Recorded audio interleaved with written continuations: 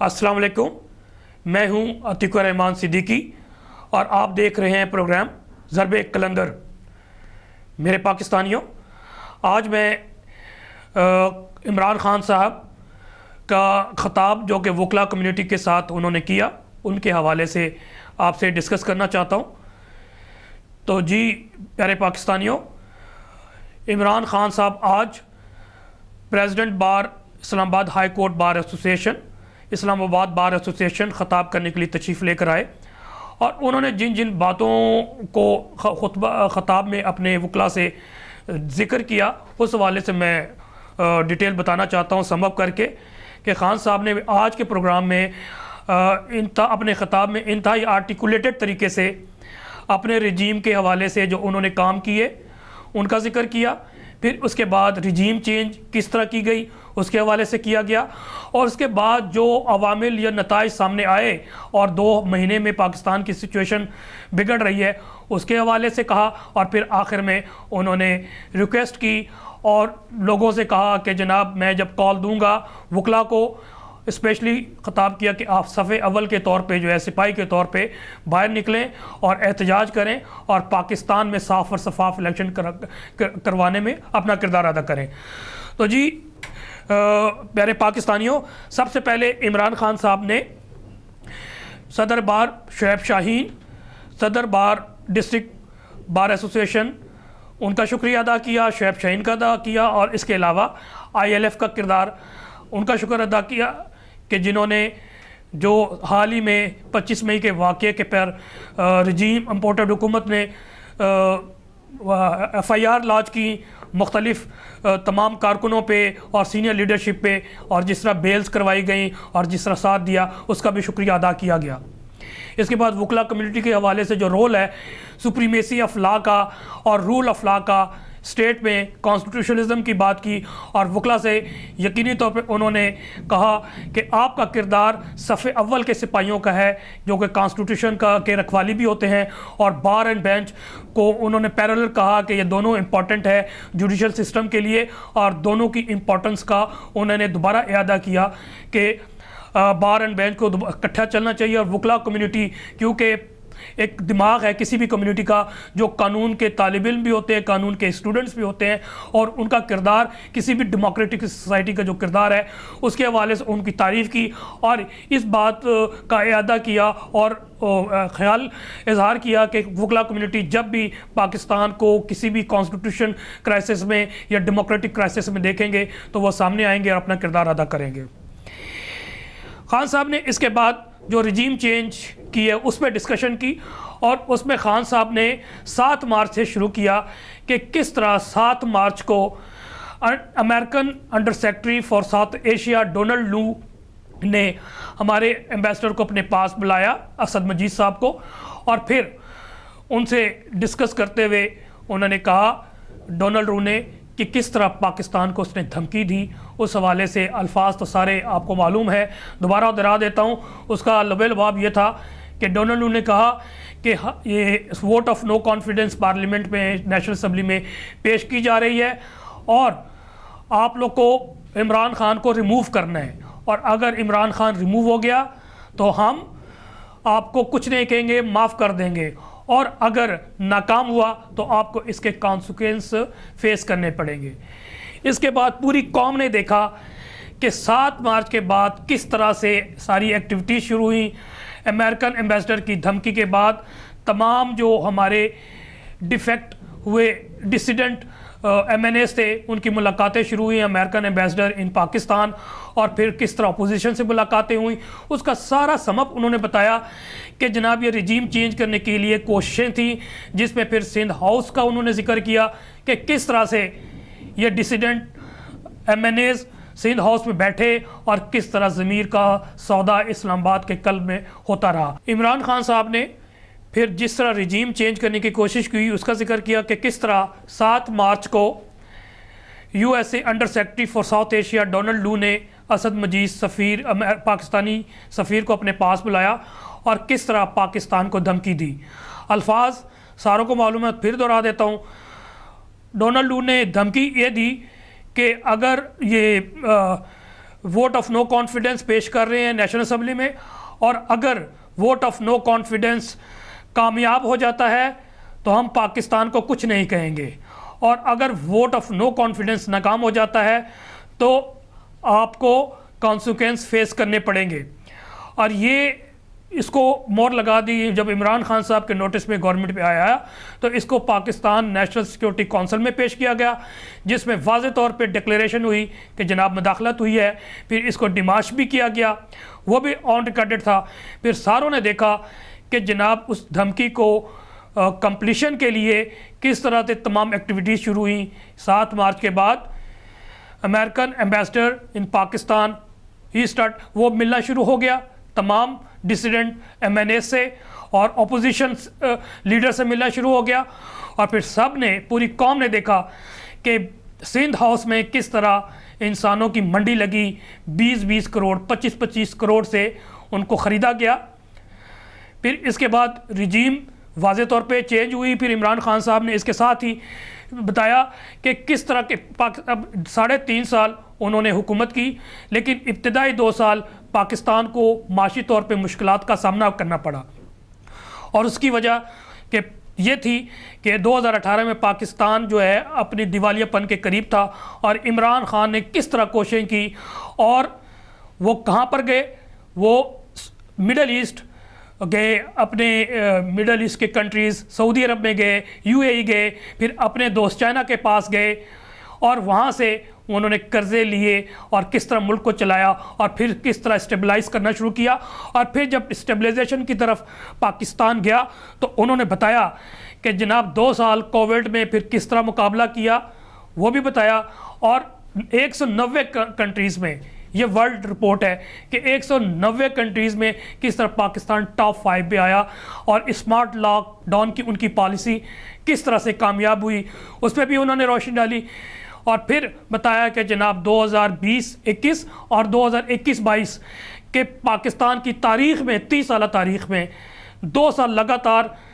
جی D P growth rate جو ہے وہ ہائیسٹ ریٹ تھی، 2020-21 میں 5.6 اور اس سال 2021 اور 22 میں 6% G D P growth rate ہوئی۔ اور عمران خان کی جو کوششیں ہیں وہ کس طرح باراور ثابت ہونا شروع ہو گئی کہ انڈسٹریز فلورش ہونا شروع ہو گئی، ٹیکسٹائل انڈسٹریز نے دوبارہ ریوائیو کیا، پھر کس طرح لارج اسکیل مینوفیکچرنگ نے بوم کیا آفٹر ایوب ایرا، پاکستان کا یہ ریکارڈ ہے۔ پھر ایکسپورٹ بڑی تیزی سے بڑھی، پھر ٹیکس کلیکشن ریکارڈ تھی، کہاں 38,100,000 اور پھر اس سال 61,100,000 ارب بلین وہ کراس کیا، اور ٹیکس کلیکشن کے ساتھ ساتھ جو ریمیٹنس ہے 19 ارب سے کس طرح 31 ارب تک گئی۔ پھر عمران نے کہا جب یہ ساری چیزیں ٹھیک ہو رہی تھیں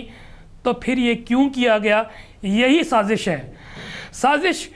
کمپلیٹ بھی ہوئی اور وجہ بھی انہوں نے بتائی، اور پھر جنرل مشرف کا ایرا کا بھی ذکر کیا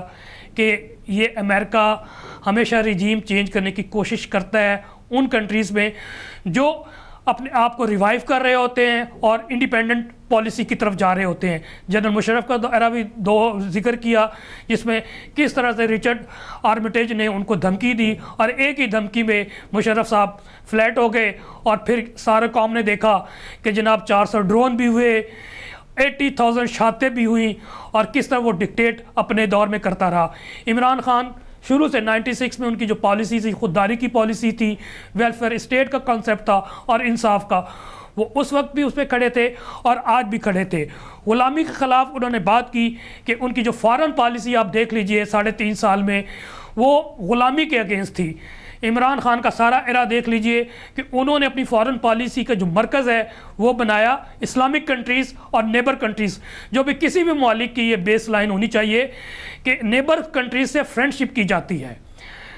عمران خان صاحب گئے مڈل ایسٹ اسلامک کنٹریز، اور پھر کس طرح 2 سربراہی کانفرنس بھی پاکستان میں کروائیں، اور پھر کس طرح سے چائنا، سینٹرل ایشیا اور رشیا، ٹرکی، یہ وہ فرینڈس تھے ان کے قریب گئے جو اسلامک تھے یا نیبر کنٹریز تھے، اور جب اسٹرینتھ بنائی۔ اور پھر اس کے علاوہ عمران خان صاحب نے جو ایفرٹس کی سینٹرل ایشین کنٹریز سے رشیا کے ساتھ، اور روس کا ذکر کیا کہ پاکستان واز گوئنگ گڈ، بہترین جا رہا تھا، اور جب دیکھا کہ آئل پرائسز تیزی سے بڑھ رہے ہیں، گندم کے کرائسس آ سکتے ہیں، تو عمران خان صاحب نے ود دی اسسٹنس اور ود دی کولابوریشن اسٹیبلشمنٹ اور تمام اسٹیک ہولڈر سے ملا کے رشیا جانے کا فیصلہ کیا.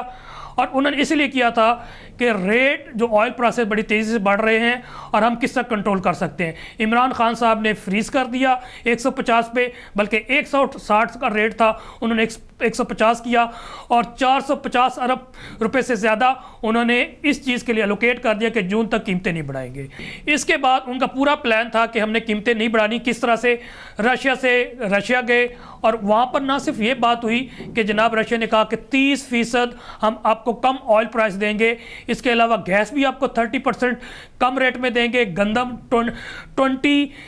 لاکھ ٹن گندم امپورٹ کا بھی ان کا ڈسکشن، اور ویپنز کے حوالے سے بھی یقینی طور پر بات ہوئی. اور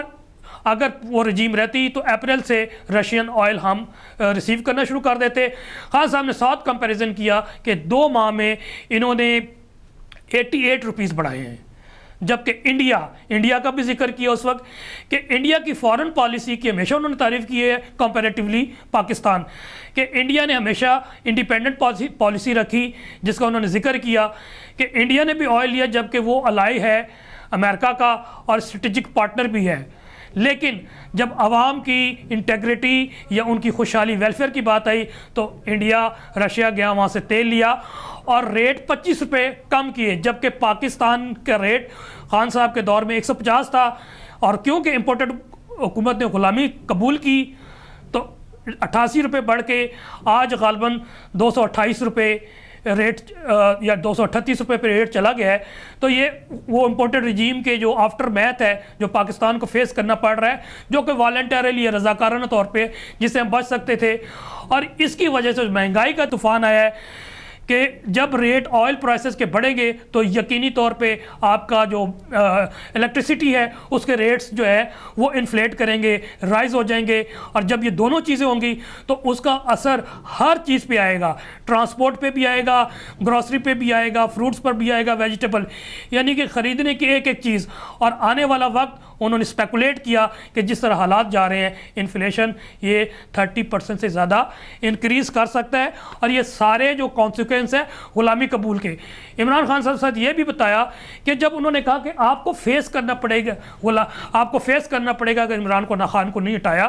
تو ان کے آپ یہ عمران خان نے کہا یہ کس کو کہہ رہے تھے، حکومت تو میری تھی. تو عمران خان صاحب نے بتایا کہ وہی کردار ہیں جو پاکستان میں جو ہے نا بہت سی چیزیں مینوپولیٹ کرتے ہیں، اور اس کی وجہ سے ہوا ہے، اور پاکستانی عوام اسے قبول نہیں کریں گے. اور وکلا کمیونٹی کو کہا کہ آپ لوگ صف اول کے سپاہی بنیں اور رول آف لا پاکستان میں لانے کے لیے اپنی ایفرٹس کریں. اس کے علاوہ خان صاحب نے وکلا سے کہا، کیونکہ کانسٹیٹیوشن پہ انہوں نے خیالات کا اظہار کرنا تھا، کہ مجھے آپ یہ بتائیے کہ کیا آئین اجازت دیتا ہے کہ انسانوں کی منڈی لگے سر عام. اس کے علاوہ انہوں نے جب رجیم چینج کی بات کی انہوں نے کہا کہ صرف یہاں تک نہیں، نیشنل سیکیورٹی کونسل کے اجلاس میں بھی وہ تسلیم ہوئی، ڈیماش کیا. پھر اس کے بعد انہوں نے اسپیکر کو بھی وہ مراسلہ بھیجا، انہوں نے صدر پاکستان کو بھی بھیجا، اور صدر پاکستان نے پھر سپریم کورٹ کو بھی یہ مراسلہ بھیجا اور کہا کہ اس پہ جوڈیشل انکوائری کروائی جائے. لیکن ابھی تک جوڈیشل انکوائری نہیں ہوئی، جبکہ سفیشینٹ ایویڈنس موجود ہے. اور فردر جب جوڈیشل انکوائری ہوگی تو تمام ایویڈنس جو جب وہ حکومت کر رہے تھے ان کے پاس موجود ہے، ذرائع موجود تھے، وہ ایویڈنس پیش کریں گے جس کے لیے بھاگ رہے ہیں. اور میں یہاں پر پوائنٹ پہ کل میجر جنرل بابر صاحب نے کہا کہ جناب ہم بالکل سپورٹ کریں گے اور کوپریشن کریں گے. حکومت اگر انکوائری کمیٹی، حکومت نہیں، حکومت تو رجیم چینج کی ایک اسٹوج کے طور پہ کام کیا گیا ہے، حکومت نہیں. میجر افتخار صاحب آپ یہ کہیں کہ ہم تعاون کریں گے، اگر سپریم کورٹ جوڈیشل انکوائری کرے گی تو ہم پوری طرح سے تعاون کریں گے اور ان کے سامنے پیش ہوں گے، بیان دیں گے. حکومت نہیں، حکومت خود اس میں ایکیوزڈ ہے، وہ ملزم ہے اس رجیم چینج کرنے میں. انڈیا کی مثال کے بعد انہوں نے NRO-1 اور NRO-2 کا بھی ذکر کیا. NRO-1 ہمیشہ ذکر کرتے رہے، زیادہ ڈیٹیل میں نہیں جانتا کہ کس طرح 1985 سے لے کے 2007 تک معاملات مشرف نے نواز شریف اور زرداری رجیم کے ساتھ NRO-1 تمام کیسز ختم کر دیے گئے اور ان کو NRO-1 دیا گیا. عمران خان کے دور میں بھی کوشش کی, اسٹیبلشمنٹ نے بھی زور ڈالا, لیکن عمران خان کیونکہ ان کا نعرے میں سے ایک امپارٹنٹ سلوگن یا نعرہ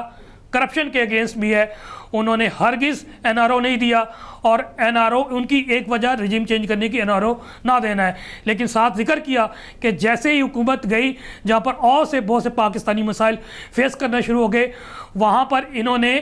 جو ادارے ہیں جس سے انصاف ملتا ہے, جو انویسٹیگیٹنگ ایجنسی ہے, جو پاکستان کی سب سے بڑی investigating agency against white collar ہے, وہ نیب ہے, پھر اس کے بعد FIA ہے, کہ کس طرح ان امپورٹڈ حکومت نے نیب میں امینڈمنٹس کی, اور اس وقت آلموسٹ سمجھ لیں کہ وہ نیب لا فلیٹ ہو گیا ہے. وہ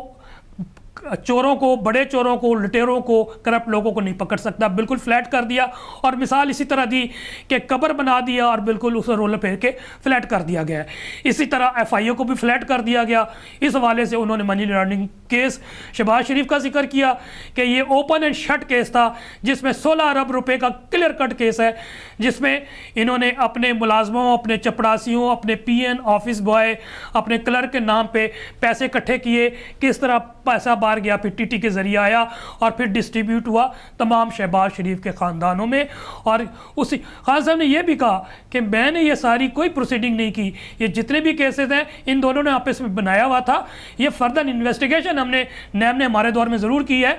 اور انہوں نے ڈیلے کرنے کے لیے کبھی تاریخ لے لیتے ہیں, کبھی بیمار ہو جاتے ہیں, اور مختلف ہیلے بہانے سے. پھر ساتھ یہ بھی کہا کہ ساروں نے دیکھا کہ FIA والا کیس جو اس وقت منی لانڈرنگ چل رہا ہے تمام شہباز خاندان کے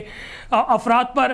کس طرح اثر انداز ہوئے, جس سے سپریم کورٹ نے بھی سو موٹو لیا ہے, اور کس طرح سے اثر انداز ہو کے ان کو انفلوئنس کیا. اس میں جو پروسیکیوٹر ہے وہ استعفیٰ دے کے چلا گیا. اور ساتھ ذکر کیا کہ اس وقت میری اطلاع کے مطابق 5 افراد کی ڈیتھ ہو چکی ہے, اور زیادہ تر ہارٹ اٹیک سے ہوئی ہے. بلکہ انہوں نے ایک اور کا ذکر کیا جس میں فیصلہ آباد میں اینٹی کرپشن کے امپورٹنٹ کیسز کر رہے تھے کہ کس طرح چند دن پہلے غالباً گلزار نام تھا ان کا, انہوں نے سوئسائڈ کمٹ کی ہے. جبکہ یہ ساری چیزیں ڈوبیس ہے, اس پہ بھی انویسٹیگیشن ہونی چاہیے کہ کس طرح شریف خاندان اپنے ایک ایک وٹنس کو جو ان کے خلاف جا کے بیان دے سکتے ہیں کس طرح منظر عام سے ہٹا رہے ہیں. خان صاحب نے ساتھ یہ بھی ظلم کا ذکر کیا کہ حضرت علی رضی اللہ تعالیٰ عنہ کا قول ہے کہ کفر کا نظام چل سکتا ہے لیکن ظلم کا نظام نہیں چل سکتا, اور وہ معاشرہ کبھی ترقی نہیں کر سکتا جہاں پر انصاف نہ ہو. خان صاحب نے مثال بھی دی, مجھے ایک بھی مثال آپ دے دیں کہ کسی ملک میں بہترین حکومت چل رہی ہو, ڈیموکریسی بھی ہو, اور وہاں پر جو ہے وہ کرپشن ہوتی ہو. انہوں نے کرپشن کو ایک کینسر قرار دیا کہ کوئی بھی ملک کرپشن کے ساتھ نہیں چل سکتا. جب مدینہ کی ریاست قائم ہوئی, حضرت محمد صلی اللہ علیہ وسلم نے قائم کی, تو 2 چیزوں پہ مین جو ہے نا ان کی بیس تھی, رول آف لا کی, اور اس میں انہوں نے ان کا کوٹ جو مشہور ہے, ان کی حدیث ہے کہ اگر چوری کرتے ہوئے میری بیٹی فاطمہ بھی پکڑی جاتی تو میں ان کو رعایت نہ کرتا. یہ رول آف لا کی مثال تھی. پھر اس کے ساتھ امر بالمعروف و نہی عن المنکر ان کی بنیاد تھی. اس لیے وہ ریاست فلاح پائی, اور پھر انہوں نے پوری دنیا پہ حکومت کی اور لوگوں کے مائنڈ چینج کیے, لوگ مسلمان ہوئے. اور اس کے ساتھ ہی مثال دی کہ ویسٹ گو کہ مسلمان نہیں ہے لیکن وہ فالو کر رہے ہیں اسلامک پرنسپل کو آج, اس لیے وہ ترقی کر رہے ہیں. جس کی مثال انہوں نے UK کی دی کہ بورس جانسن نے کووڈ کے دوران وائلیشن یہ کی کہ جناب اس دوران انہوں نے ایک پارٹی کر لی, پارٹی میں لوگ آئے جس کی وجہ سے لوگوں نے اپنا ریئیکشن دیا اور پھر ان کا ووٹ آف نو کانفیڈنس آیا. تو اخلاقیات جس قوم کی جتنی بڑی ہوتی ہے قوم اسی طرح بڑھتی چلی جاتی ہے. خان صاحب نے بتایا کہ کوئی بھی ایک ملک کی مثال دے دیں کہ جہاں پر انصاف کا نظام قائم ہو اور وہ ملک غریب ہو, اسی طرح جہاں پر انصاف کا نظام قائم نہ ہو اور وہ ملک امیر ہو. ایسا پاسبل ہی نہیں ہے, یہ انٹر لنکڈ ہے. Judicial system, rule of law جس ملک میں ہوگا وہاں پر انصاف ہوگا. خان صاحب نے اس کے علاوہ جو 25 مئی کی کال انہوں نے دی تھی اس حوالے سے بتایا کہ کس طرح اس حکومت نے وہ کام کیے, وہ سیاہ کام کیے کہ ماشاء اللہ کے دور میں بھی نہیں ہوتا. کہ 23 فروری سے پکڑ دھکڑ کا جو سلسلہ کیا کس طرح چادر اور چار دیواری کی تقدس کی پامالی کرتے ہوئے رات کو 12 بجے 1 بجے 2 بجے لوگوں کے گھر میں گھسے، عورتوں کو ہراس کیا، اور کس طرح سے وائلیشن آف لا کیا گیا۔